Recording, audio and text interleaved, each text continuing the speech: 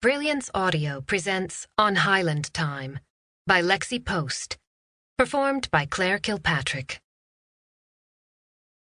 Diana Montgomery reiterated the first priority of her assignment as she stood at the edge of an open grassy area, a quarter-mile away from an unadorned medieval castle.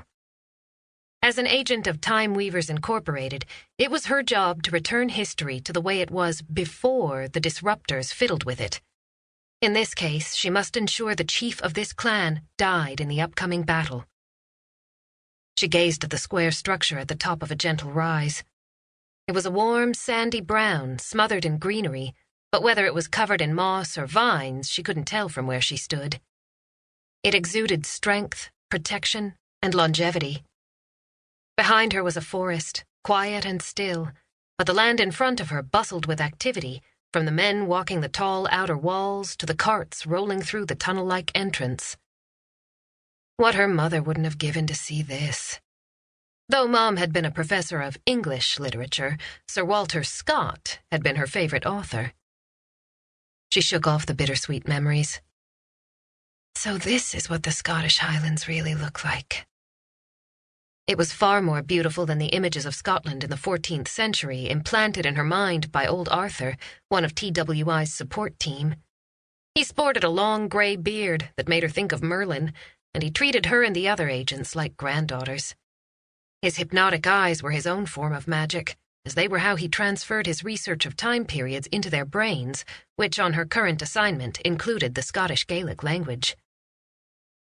As the most experienced of the 5 female time travelers now operating out of her family's mansion on the New England coast, she'd been sent on this particular mission. In the 21st century, there was no longer a country called Scotland, or even Great Britain. As of yesterday, it was all New France, thanks to the disruptors, though only TWI's employees recognized the sudden switch. The change had been so significant that even the land around her home, their district headquarters, was no longer owned by her and was cluttered with run-down houses. After her parents died 2 years ago, Stonehaven felt too large for one person, so she offered her home up to her fellow TWI agents who were scattered across America. This gave her fellowship when she was actually home, and more when the TWI staff also joined her, providing a warm sense of community like she'd never had. With this disruption, they were all lucky that her family's ownership of the house hadn't changed.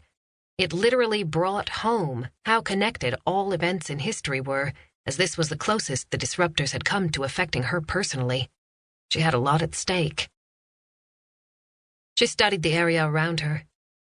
Despite her training to be objective, she found it breathtaking. Everything was so vibrant.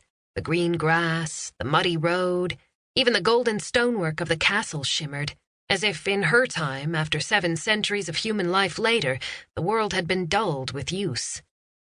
The earth appeared fresh, renewed, which she hadn't noticed with any other mission.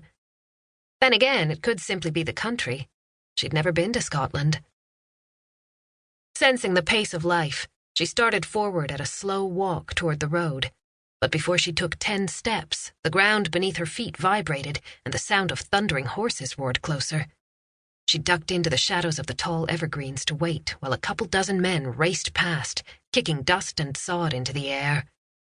The group slowed as it approached the stone archway of the castle's outer wall, and the carts stopped, making way for the new arrivals to enter immediately.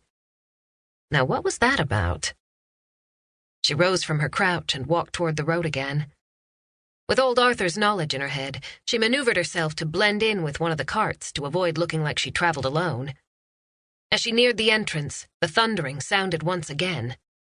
The cart she walked with was pulled forward, and the great iron portcullis slammed down behind her.